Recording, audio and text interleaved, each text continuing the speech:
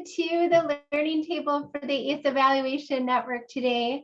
My name is London Losey, and I am the project director with the network. If the network is new to you, ACE stands for Advancing Culturally Responsive and Equitable Evaluation. And we are part of the Expanding the Bench initiative that is run by Change Matrix. The learning tables began as information collaborative space between ACE Evaluation Network members to really get to know one another and the work that the evaluators in the network do. And since we began these learning tables a year ago, we've expanded them out to new and different audiences as well. And so we are very fortunate to be able to offer this learning table to you all outside of the network to share some of the great work that our network members are doing. So it is my pleasure to introduce our two presenters today, Dr. Sharon Attipoe-Dorcoo and Norma Martinez-Rubin. I will share a little bit about both of the presenters, and then I will pass it off to them to continue on with this amazing presentation today. So Dr. Attipoe-Dorcoo is a Ghanaian American wife, mom, and author of a children's book. She is also an independent consultant and co-principal of Tertia LLC. She graduated from the University of Texas Health Science Center at the Houston School of Public Health, where she worked in partnership with national mobile clinic programs and community-based healthcare models to present evidence to inform policies in this area of care. She has interest and experience in leadership, framework development, analytics, health policy, equity research, and culturally responsive evaluation. Dr. Attipoe-Dorcoo also has presented at several conferences, published several poems and articles, led international research and evaluation projects, and co-facilitated virtual trainings. Her academic achievements span different contexts and include international research experience in her home country of Ghana. She is a member of the ACE Evaluation Network and has earned a certificate in diversity, equity, and inclusion from the University of South Florida. She was recently voted as a parent member of the local school council in Forsyth County as well. Welcome, Dr. Attipoe-Dorcoo. And her partner here on the session today is Norma Martinez-Rubin, who has led and or contributed to evaluation of local, statewide, and national projects on the integration of technology for compliance with vaccine storage, nutrition education, and behavior change among families with diet-related health conditions, community outreach worker training, public health staff training on infectious diseases and emergency preparedness, Latinx parental knowledge of childhood obesity, use of online educational tools for providers of services for the prevention of violence against women, and the effectiveness of grant making for tuberculosis and HIV service providers. She is a native Californian and is bilingual and bicultural, Mexican American upbringing. Her upbringing has heightened her professional reach. She's been an active member of the American Evaluation Association, served as chair on the AEA Independent Consultant Topical Group, and is program co-chair of the AEA Evaluation Youth SIG. So thank you also, Norma, for leading today's session today. And with that, I will pass it over to the both of you. Thank you so much, London, and please feel free to pull out the slides now as I start welcoming everybody. Thank you all so much for joining us this afternoon. We hope this 1 hour that you have with us is more of a fun time, because we really want you to experience what we have planned for you and not just take content and walk away with it, right? Because that, to me, or to us, is really the essence of learning, and remembering not only what you learned, but what experience you had with it. So keep that in mind. And before we start, if anybody wants to change their name, add their pronouns, put in where you're from or where you work, whatever you want to do, feel free, have at it. Show up as who you are. Because really, as you can see from the slide, we want you to go on a CREE expansion journey with us. And you can only do that if you show up as who you are. And then the next thing we're going to do before we dive in is to honor the land that we're on, our native lands, our native ancestors. And to help us do that, I'm going to put a link in the chat. Go to this website, put in your address. It will show you what native land you're on. And feel free to put that in the chat. I'll probably read out a few of those as we get started. So while folks are doing that, I also want to give you another experience to get us started, and which is tell us in the chat what has been your sources of joy. I was going to say in the past year, but it's almost been quite a challenge in almost past 2 years. So what has really helped you in these challenging times to keep your joy, even if it's just a simple event that happens throughout the day that just makes you laugh, even if it's one time, because we completely understand there's a lot of grief, there's a lot of things that folks are dealing with. And also, if you're showing up authentically and then that doesn't resonate with you, that's okay. Whatever it is that you want to share in the chat, feel free to share with us. We would love to know. Thank you. So we'll give it about a few seconds for folks to do that. Let's see what people are typing. I'm always excited when I do these things. So I'm hearing folks, Sharon Word Land, they are on. I see Seminole Land, thank you. Hikapoa, I'm not sure if I'm pronouncing that correctly, thank you. Duwamish people, let's see what else we have. Ohlone Lands, I see Ohlone again. Greetings from Austria, hi Kate. Kaskaskia.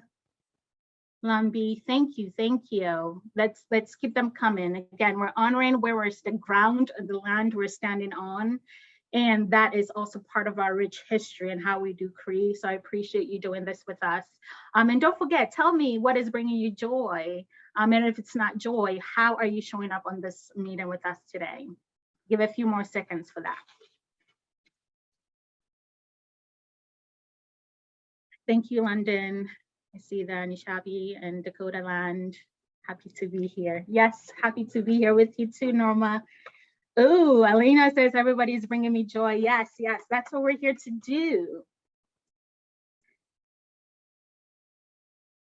Oh, sunshine, yes. And Christy is sharing her greetings from the, again, I'm going to butcher this, but I'm going to pronounce it with what I know as sounding it out. It went too fast and I missed it. Come back, come back. See, somebody put in family brings them joy. Paspaheg and Kiskiak lands. Thank you.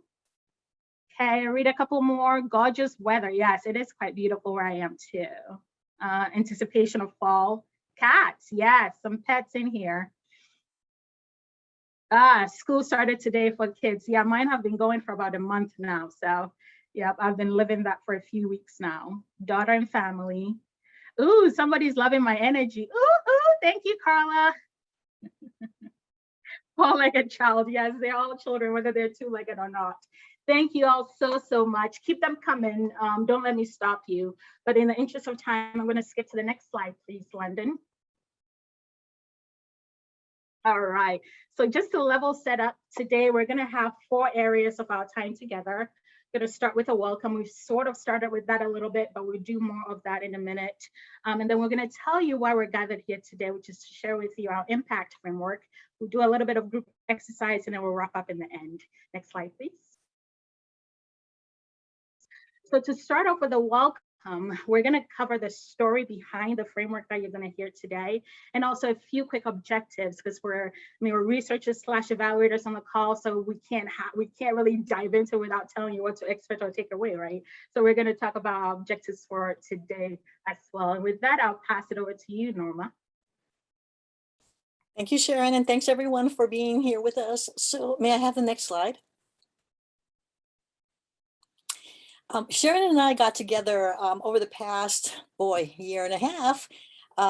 Given that we have been part of learning circles, we have also learned from you all. So what you'll hear today is a bit of what we've absorbed, as well as what we have developed in thinking about having something that is very practical for us and for you as CREE-oriented evaluators. So some of you know about this concept of wicked problems. The story behind our impact framework is that we recognize that as evaluators / researchers, we encounter and are in the midst of, we often immerse ourselves intentionally and sometimes not so intentionally with situations that have various components to them. The complexity about them is such that we have to stop and think about, as CREE-oriented evaluators, what's priority? whose priority is it that we're talking about when we begin and or design our work? And also through the cycles of evaluation and research, or the phases of them, we have to also ask ourselves again and again, who are we doing the work for? Who are the quote stakeholders? And what defines community? You know, we talk about community a lot. We are community oriented as well as CREE oriented, but in that, who defines what a problem is? And when Sharon and I got together thinking about that, we realized that oftentimes a problem is defined not by members of a community, but rather by the kinds of concepts, notions, verbiage that we learn in our formal training, including such terms as intervention and solution.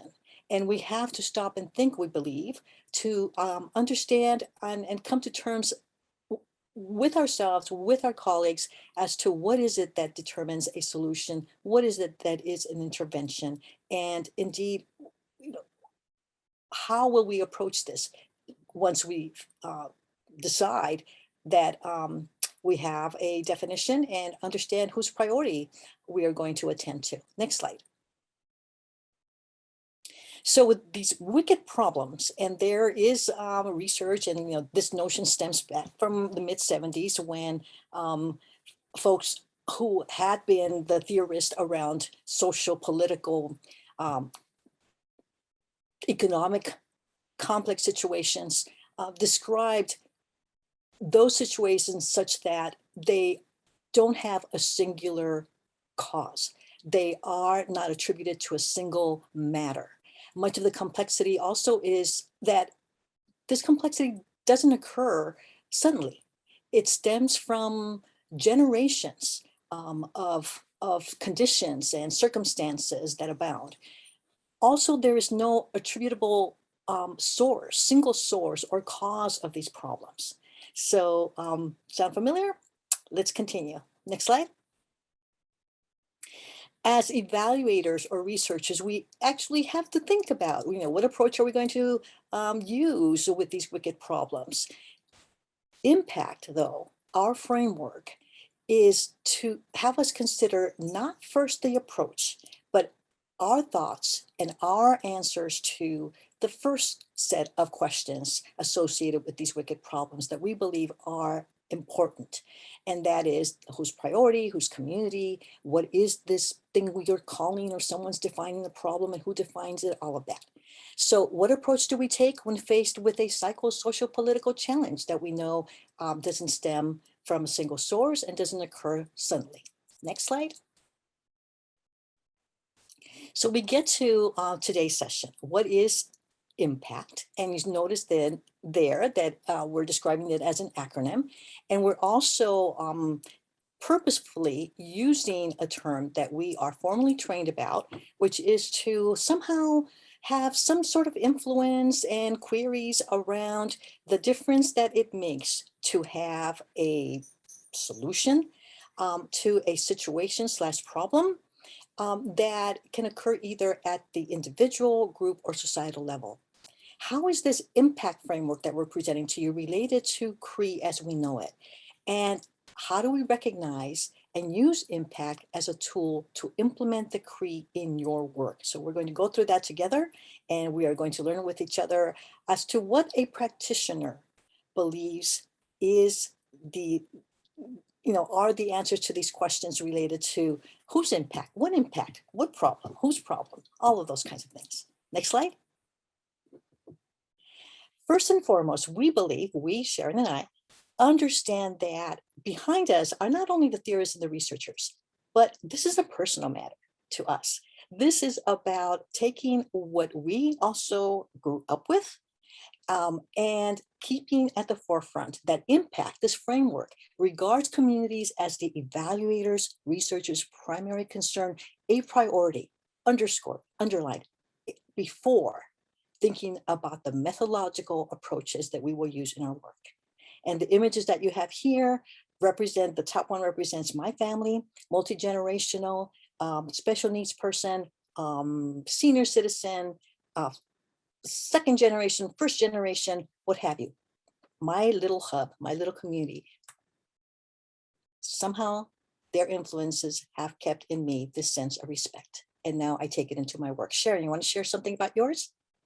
Yes, I'm picking off of the intergenerational. You can see the picture to the left is my 3 kiddos.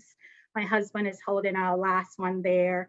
To the right, you see me representing where I'm from. I'm originally from Ghana, as you saw, as you heard in the introduction from London. So all of these facets are all the intersectional pieces of myself and my being that I bring to the work. So it's definitely a critical aspect of the work that I tend to pay attention to, either directly or indirectly sometimes. Over to you, Norma. Thank you. Next slide. So now we're delving into this thing we're calling the impact framework. And yes, it's a way of thinking or approaching our work as evaluators. You see that it's centered on CREE principles, CREE beliefs, CREE practice. And surrounding this are a number of different concepts. I'll begin with inclusivity or inclusive, being inclusive. For us as researchers, evaluators, to keep in mind that it is not a matter of being on trend, but it's a matter of continually honoring a community as a whole. We'll talk more about that later. Again, asking whose priority are we addressing? A priority with regard to the matter that's being studied, the people being involved in those studies, the time frame that with which we are working, and a number of other circumstances that have us come in and out continually with our work, with attempting to draw from our formal training, from the principles that we have adopted, professional and also personal. We also recognize that in the work that we do, regardless of our orientation or multiple years of schooling, there's also a need to draw upon other works, not only our primary focus in our studies, our formal training, because again, we're dealing with those wicked problems, those multifactorial complex situations, and we cannot be expert. And this speaks to drawing as well from the community with whom we work, as well as our community of peers. We also recognize that in this impact framework, we are stressing therefore the need to demonstrate that we are adaptable. One important thing, time. Time has cultural ramifications. In the community that we work as practitioners / professionals, there's a sense of time that requires us to abide by certain deadlines. Not always on pace or in pace with a community's time. You may have already experienced this in your work, that what is necessary to be completed in a family or multiple set of family situation may not necessarily have them be available to participate in our interviews or focus groups or what have you. Slight example. So that's what we mean about this. This matter of accessibility touches upon eventually coming to develop and formulate and articulate our findings, the findings of our work, making them in such a way that we recognize matters of not only availability of those findings with regard to them being information, but in a format that's legible, recognizing literacy levels. And I am not just talking about grammar and language, but terminology. Given we have so many years of schooling, we often I know I have fallen into the trap of using the terminology that's just so, for our publications, etc. And yet that may not be the means of making relevant the work of our community members in ways that are pertinent to them. Next slide. Here we see the guiding principles. So these simply echo, I say simply, well, as you see, I'm a believer of this framework, co-developer of it, and I hope that you eventually see its value as well. CREE, one way to remember it. We're talking about being aware of the culture of a community, recognizing its history, its values, its norms, its way of life. Recognizing that there are push and pull forces on them meaning community members on an individual level as well as a group level, and also push and pull forces on us, which is why we get into these dilemmas about what approach shall we take. And it seems so easy then to think about our toolbox of things that we have learned. But we're saying, let's take a pause. Let's think back on what really are these push-pull forces. Who's pushing, who's pulling, how do they mesh, how do they jive with the work we believe we're supposed to be doing? We also consider a guiding principle that, let me go back to one slide.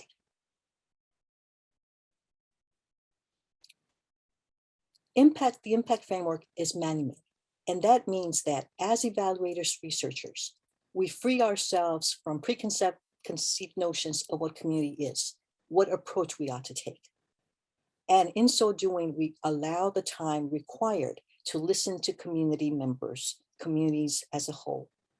And in so doing, we are releasing the information, the anecdotes, the stories that we hear from community, the problems, quote, problems that they bring to us, and putting them out there in such a way that we are going to co-create, work collaboratively. Now we go to the next slide. Thank you. Push and pull forces, left you with that. What we want to do in our work, though, is think about community, not just as a matter of facilitating that they survive, but that they thrive. And with the comments about the impact framework, keeping in mind that one component of it is to have this mindset of management. We are not only liberating community members, communities as a whole, of their sense of whatever that sense might be. Ordinarily, it's sort of like a not so great, kind of on the border of negative sense of not thriving, whatever that means to them. In some literature, we come across the word oppression. So whatever that means to the community, we want to get beyond that in the work that we do. We want to facilitate an exiting of that or a minimizing of that. And we also recognize as evaluators that what we're doing is trying to gain some sense of what is important and pertinent and relevant to community members. After all, as evaluators, we are trained to do assessments, and we can't ignore that although there may be some techniques about doing that, there may be the aim to gain statistical significance. We also need to keep in mind practical significance. And that's not original. We learned that from our training as evaluators. Next slide. Okay, let's take it away, see what all this means in our own practice. Sharon. Awesome. So we're going to go into small groups in a second. However, before we do that, I wanted to open the floor because sometimes I know, depending on how, sometimes it bothers me as well. So I know that how I process information is different from how others process. And sometimes if there's a nagging question that is not answered, I cannot move on to the next one or the next activity. So in the interest of time, we might just limit the time to perhaps 2 questions. So if there's any nagging question that anybody has right now and wants to ask, please feel free to either put it in the chat or unmute your button and go ahead and ask that orally. And we'll take a couple of questions before we do small groups.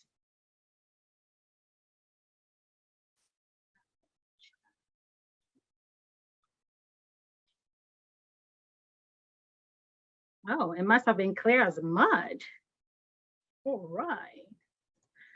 I love that. Well, I guess that means we're ready to go and have fun and play with this idea, with these 4 questions. Oh. Sharon, there's one comment from Yuka in the chat. She's interested in specific examples or applications of the framework.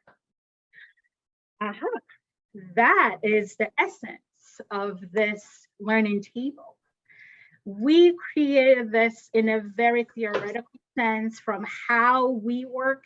And actually, we're going to discuss a little bit. So your question will be answered somewhat in today's learning table. However, part of the work is going to be coming from you to see how you can take this framework and actually apply it or adapt it to your own work. So it's a 2-piece meal to your answer to your question. And I would say hold on to that thought till after the small and large group. And if it's not completely clear, we can revisit that. But thank you for that question. Okay.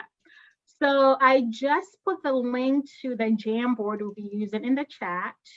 London, if you could please pull it up on your end and share your screen so I can do a quick walkthrough so folks know what they need to do or expect when they go up. Go into group space. And while she's doing that, I'll just level set us that. So very soon, my wonderful Alina, who's back there helping us put us all into groups, is going to put each of you into a group. There's going to be there are 4 questions. So there's going to be about, from what I see in the audience, it's going to be about 8 groups total.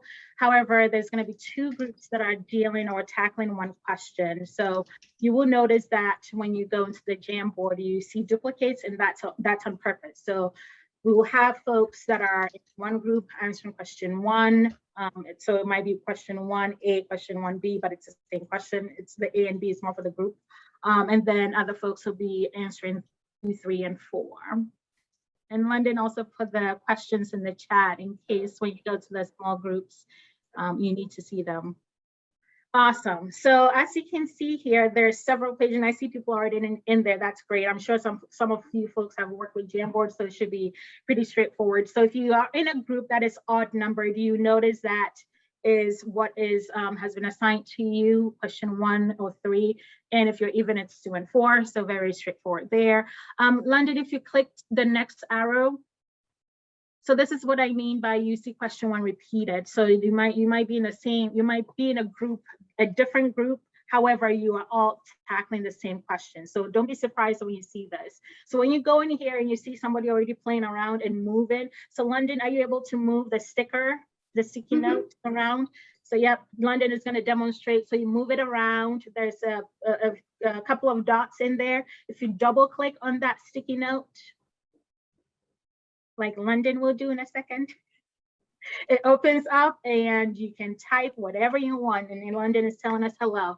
So that's how the Jamboard works. If you run into any technical issues, Norma and I will be hovering around in groups. Feel free to, ask, put a question in the chat, and we'll be right there to help you out.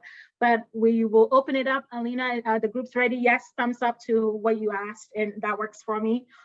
We take everybody out to small group space, have fun, think through the questions, use your own personal experiences. How would you be able to do this work or use this framework using these questions as guides to sort of help you start thinking about how this framework will work for you should you decide to use it, which we hope you do.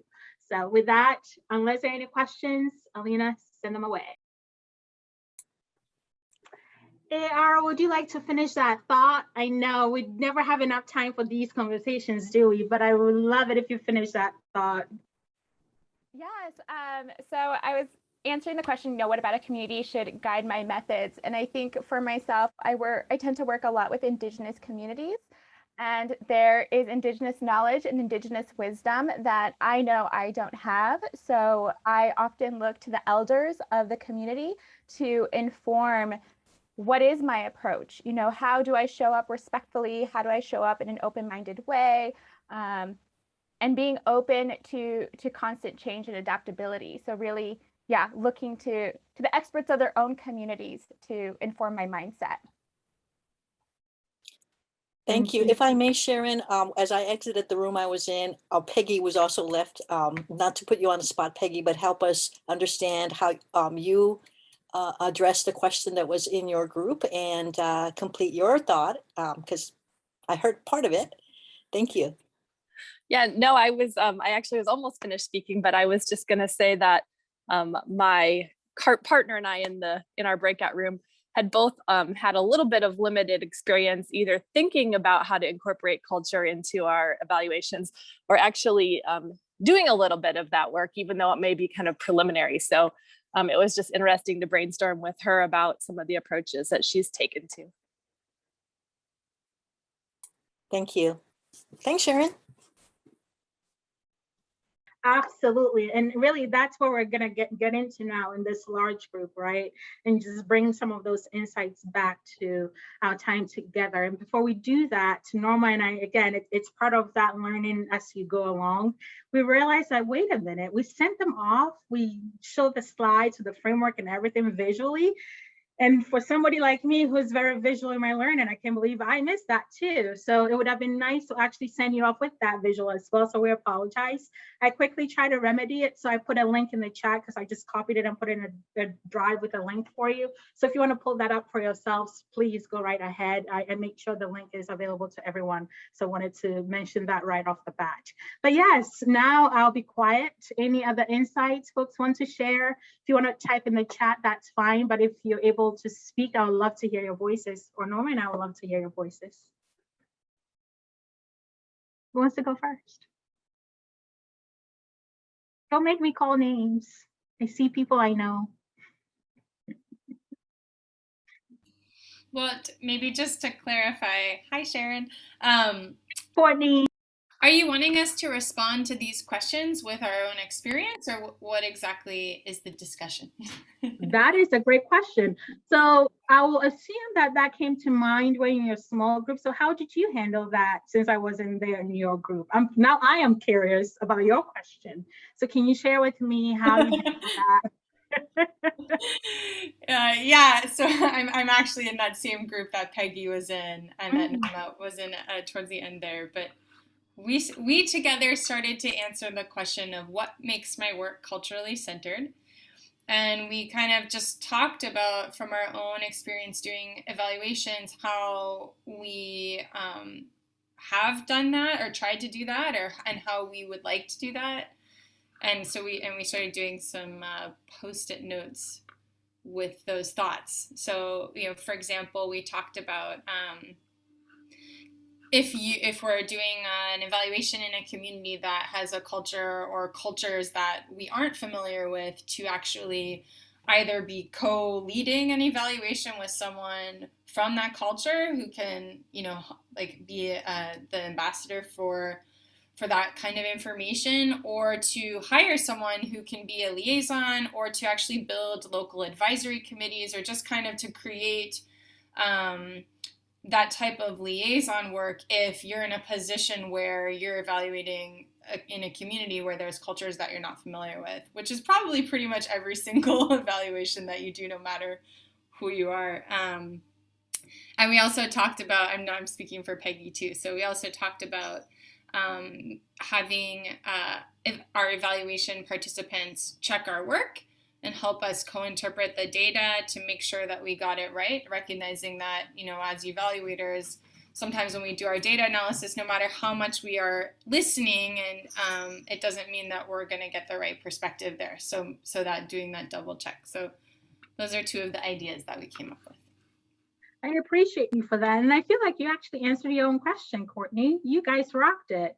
When Norma and I were setting this up, there's always this delicate balance of, this is my perception of it versus if we expect this to be used and implemented in real life, well, folks have to bring how they interpret it to their work, right? So that was part of how we sort of framed how we're going to do the small groups. And I think you got it. So to answer your question, you already answered your own question. It will be my answer. So thank you for that. And thank you for sharing. And I just saw something else in the chat, and I'm happy to read that out loud. So there was a response to question 1, all of it. And just to remind folks what question 1 was, it is, what about a community should guide my methods? And I love that response from Kimberly, who says, all of it. Lean on the community members to identify what facets are most important to them. Yes. And I want to say amen to that as well. All right, anybody else? Let's take a couple more, please. And okay, thank you, Yuka. There's great learning when we miss this step. Oof, yes. Hard learning, I will imagine. Yeah. Anybody else?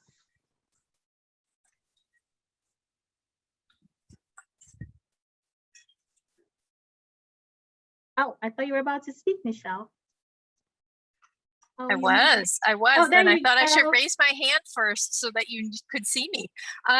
So Go we for it. talked a little bit about, you know, if you look at the stickers on the Jamboard, power comes up, but it's so multi-dimensional what you can mean by power. And so we spent a little bit of time sort of teasing apart. You know, there could be power dynamics and inequities, you know, on, let's say, you know, who has political power within a community. There may be power dynamics between the project or initiative that's being evaluated, or whoever's funding it, and the community. And so, you know, we just spent a little bit of time kind of talking about that, just because I think you lose something by kind of shorthanding some of these sometimes, and could be missing something important. That is awesome. Thank you so much. Do we want to do one more? Oh, one more in the chat. Let's see. Oh, okay, never mind. It was the previous. Yuka has raised her hand. Oh, there we go. Go for it. Oh, I wanted to add to Michelle's comment on the power. I've been, and to make it very specific, I've been in a discussion room, a breakout room, where we were supposed to check in, you know, to set the scene for the rest of the discussion. And the check-in exercise had to do with us being vulnerable.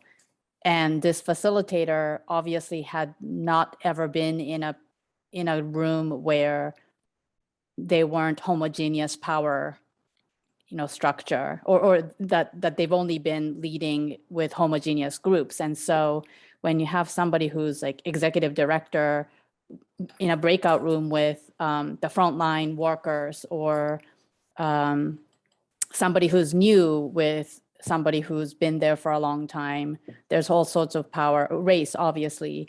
And so that was like one of the big, like, I had to kind of say, like, excuse me, but that exercise doesn't work, because it assumes that, you know, you're putting people in a really uncomfortable situation. That may have been the, you know, the purpose. You know, discomfort doesn't have to be bad, but in this case, it totally ruined the beginning of what was supposed to be, you know, setting up a safe space, and it totally did not do that. So I think, to Michelle's point, recognizing different levels of power, different gradients that are existing is important. Thank you so much, Chica. You gave me goosebumps with that, because it goes back to the very first principle, almost like the overarching principle, right, that we shared: respect for people. So a priori, the facilitator needed to do that work. And as you know, in some settings, you have to sort of almost read the room before you jump into what you're about to do. So thank you for sharing that. Really appreciate it. All right. See. Oh, Robin is saying that they see that often. So thank you for sharing that. It's been echoed. And if we're all going to be honest, I think we've seen it a few times too. So definitely true. Definitely true. In the interest of time, I'm going to jump on to our next, which is more of a large group exercise. It's just one question. We'd love to hear your insights about this. And that is, we've asked you several questions about how your experiences kind of help you in what you do, and help you apply CREE principles, and help you sort of think about this framework, right? So we want to ask you and challenge you a little bit. What if we're in a situation, so most of the things we've talked about now is assuming that you're really in the community, working directly with community. I have not had that many of those experiences personally. I've had to work indirectly in my work with communities. So the challenge we want to pose, London, please, can you pull the slides back up to the next slide? And I'm going to put the question in the chat for us to noodle on for about 2 minutes or so. And that is, knowing what you know about the framework now, knowing what we've discussed thus far in our small group and our short time here in large group, do you think impact or the framework will work when you're not directly working in community. So in my case, I've done a lot of systematic reviews to inform both research and evaluation. That is not me working directly with communities, but communities is present in my work. So I'm curious to hear from your insights whether you think it will work and how perhaps you think it will work. So you can either put the Jamboard is still up if you want to put it on the sticky notes on page, what page is that? Page 10, I believe, or 9 or 10. Go ahead. If you want to voice it out, please unmute and speak or put it in the chat, whatever is easiest for you. Thank you. I'm going to read what Robin says. Robin jumps right in. Absolutely. As it provides a framework for assessment and how to redirect the organization, working with the community if necessary. I couldn't agree more. And I'll share while people are thinking about that. Maybe might be biased, but I'll share from my experience what conversations I've had.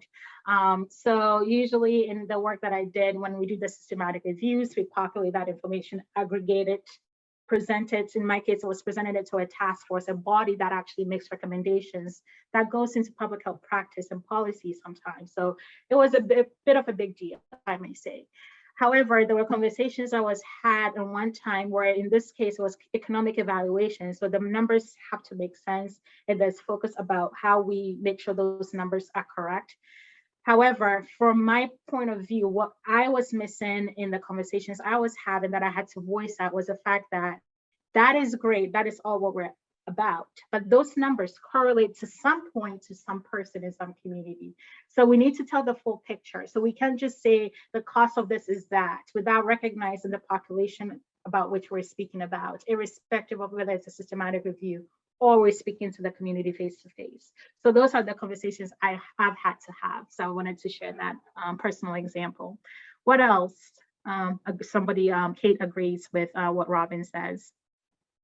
It feels like part of impact is to either directly work with the community or do significant research to feel like you show the community to feel like you know, the community before we start.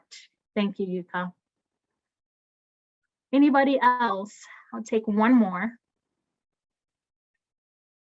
Let's see, unless you are busy typing on the Jamboard, which is quite all right too. And I see the Jamboard moving. Okay, awesome, awesome. Okay, this has been great, folks. And I'm gonna start talking about, the next steps because I be respectful of people's times, but keep typing or writing. Feel free to jump in and share if you need to. Next slide, please, Norma. Sorry, London. Okay, so I think with Q&A, if you have anything, please stop me. However, we wanted to quickly go into just sharing with us, put that in the chat. What's one thing you were leaving with that you didn't have when you arrived on this time with us? We're very interested to know. And we do have one ask of you, and this is where feel free to put that in the chat for us, London. We do have, as evaluators, as researchers, we know a lot of data. At the beginning of this time, our time, I mentioned that we want you to have the experience and not just what we're going to talk about. So help us make sure we continue that in our dialogue, in our exchange as we do this work. We will love for you to offer us some feedback. So London will put that in the chat. And I see somebody has to run. Please take the link with you and give us feedback on how this went. We'll appreciate that as we continue to evolve and work. Next slide, please, London. We'll have our contact information. Should you need to reach out to us, have any follow-up questions, we're happy to be able to dialogue with you more and further around this. And then I'll give London a few seconds. And I'm looking at some things that are coming up in the chat. Oh, thank you. But don't, if you don't have a hard stop, wait, there's a surprise waiting in the next 2 slides. All right, so that's us. Next slide, please. Thank you. Next slide, please. All right, so you started off with a song. So it just makes sense to send you off with a song. However, it's a very different experience. So this is lyrics to the song that was sung by those of you who remember Dreamgirls. Jennifer Hudson sung this. Original lyrics by Ian Tomley and Krieger Henry D. So it's a song, what is it? Oh God, now I forgot the name of this, the title of the song. I'm telling you is how it begins. Sorry, I can't remember the name of the song right now. However, this is our own version of it that I am going to sing. So that's the surprise that awaits you. Here we go. All right. And we are telling you we're not doing this alone. You're the best team we'll ever know. There's no way we could let you go. No, no, no, no way. No, no, no, no way. We're doing this without you. Oh, we're not doing this without you. Norma and I, not doing it without you. We don't want it at all. So we're saying that you and you, Courtney, Robin, you just call what I see on my screen, London, you're gonna join us.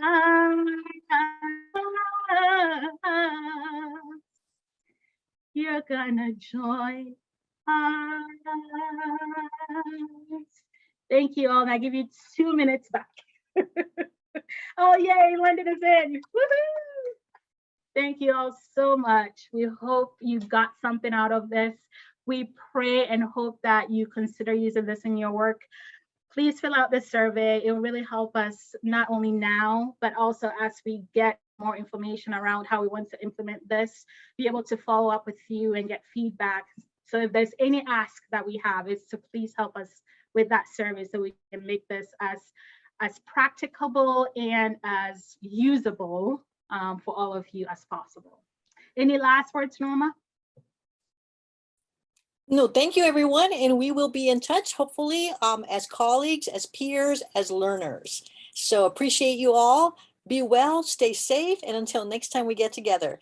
Thank you, London. Thank you, Alina, for being behind the scenes. And thank you, Expanding the Bench and the ACE Evaluation Network for bringing us together from the get-go and making today possible. Thank you so much to the both of you. Yes, I echo that. If it wasn't for ETV, Norma, you and I met when we're part of the cohort, and we met recognizing that we were part of the cohort at an AEA conference, I believe. So thank you for this platform. Thank you. Our next learning table will be in October, and Susan Ganbarpour will be the presenter. She's waving hello there, so we'll send out more information about that soon. And if you are an ACE Evaluation Network member and you are interested in presenting a learning table, the sign up for that is in the bi-monthly email, and we certainly encourage you to sign up, and we'll be in touch soon. Thank you so much for joining us, everyone.